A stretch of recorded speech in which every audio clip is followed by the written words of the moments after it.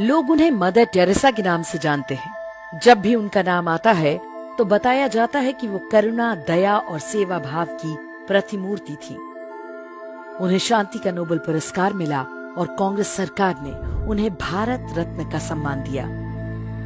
लेकिन क्या आप जानते हैं कि जिस महिला को मदर यानी माँ बताकर हजारों वर्ष पुरानी भारतीय सभ्यता पर थोपा गया, उसका असली चेहरा क्या था? आगे जो बातें हम आपको बताने जा रहे हैं उन्हें हमने मदर टेरेसा के साथ काम कर चुके डॉक्टर अरूप चैटर्जी के हवाले से लिया है। अरूप चैटर्जी ने कलकत्ता और देश के अलग अलग इलाकों में मदर टेरेसा और उनके मिशनरीज ऑफ चैरिटी के काम को बहुत निकटता से देखा था और जो कुछ उन्होंने देखा उसके बाद उनका मोह भंग हो गया। उन्होंने अपने अनुभवों पर 2 पुस्तकें लिखी जिनके नाम है Mother Teresa the untold story और Mother Teresa the final verdict. इन पुस्तकों में उन्होंने टेरेसा की काली दुनिया के बारे में ढेरों अकाट्य तथ्य रखे हैं। भारत में आए दिन आप गरीबों के इलाज के नाम पर अंधविश्वास और धर्मांतरण का जो खेल देखते हैं, उसकी शुरुआत टेरेसा ने ही की थी। वे गरीबों का इलाज जादू टोने से करती थी। लोगों को बताया जाता था कि उनकी बीमारियों का कारण हिंदू देवी देवता हैं। टेरेसा दुनिया भर से गरीबों के नाम पर फंड लाती थी, लेकिन कलकत्ता में उन्होंने एक भी ढंग का अस्पताल नहीं बनवाया। टेरेसा की संस्था मिशनरी ऑफ चैरिटी के सेंटर्स में गरीबों पर नई दवाइयों के परीक्षण कराए जाते थे, यानी मजबूर लोगों को गिनी पिग बनाया जाता था। कई बार उन लोगों की मौत हो जाया करती थी। टेरेसा कहती थी कि जीसस ने उन्हें अपने पास बुला लिया। लेकिन वर्ष 1991 में मदर टेरेसा खुद बीमार हुई तो अमेरिका के कैलिफोर्निया के अस्पताल में जाकर इलाज करवाया। टेरेसा के सेंटर जीवन से अधिक मृत्यु की जगह बन गए थे। वहां लाए जाने वालों को मरने के लिए छोड़ दिया जाता था। वर्ष 1992 में मेडिकल जर्नल लैंसेट के संपादक रॉबिन फॉक्स ने लिखा कि मिशनरी ऑफ चैरिटी के सेंटर्स में साधारण पेन किलर दवाएं तक नहीं होती। मामूली मरीजों को भी एहसास दिलाया जाता था कि वो बस कुछ दिन के मेहमान हैं और उनके कष्टों का कारण उनका पिछला धर्म यानी हिंदू होना है। उपचार न मिलने के कारण हर दिन बड़ी संख्या में लोगों की मौत होती थी, जबकि उन्हें सामान्य दवाओं और देखभाल से ठीक किया जा सकता था।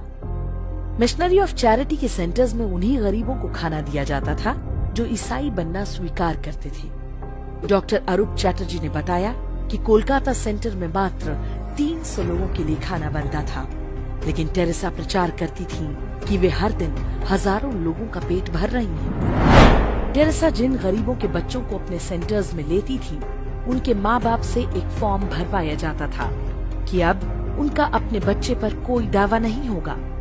कुछ को यूरोप भेज दिया जाता था, जिनका बाद में कोई रिकॉर्ड नहीं मिला। आज भी टेरेसा के सेंटर्स पे बच्चे चोरी करने और उन्हें अवैध तरीके से बेचने के आरोप लगते रहते हैं। आरोप है कि बच्चे बेचना टेरेसा की कमाई का एक बड़ा माध्यम हुआ करता था। वर्ष 1992 में टेरेसा ने खुद दावा किया कि मैंने अब तक 29,000 हिंदुओं को ईसाई बनाया है। ये सारा काम मानवता और सहायता की आड़ में किया गया। उस दौर में देश में कांग्रेस और वामपंथी दलों की सरकारें हुआ करती थीं, जो टेरेसा के मिशनरी नेटवर्क को भरपूर सहायता दिया करती थीं। उनके अवैध कामों पर कभी कोई रोक टोक नहीं की गई। पादरी डोनाल्ड मगवायर मदर टेरेसा का आध्यात्मिक सलाहकार हुआ करता था। उस पर 11 साल के एक लड़के की यौन शोषण का आरोप लगा, लेकिन टेरेसा के समर्थन से वो छूट गया। टेरेसा एकमात्र ऐसी भारत रत्न है जिन्होंने देश को तोड़ने का षड्यंत्र भी रचा था। पूर्वोत्तर के राज्यों में अलगाववाद का बीज टेरेसा नाम की इस कथित संत ने ही बोया था। वे नॉर्थ ईस्ट को अलग ईसाई देश बनाना चाहती थी। उनका मानना था कि यीशु के निकट आने के कारण भारत सरकार वहाँ के लोगों की दुश्मन बन गई है। इंदिरा गांधी ने टेरेसा की गतिविधियों को सबसे अधिक बढ़ावा दिया।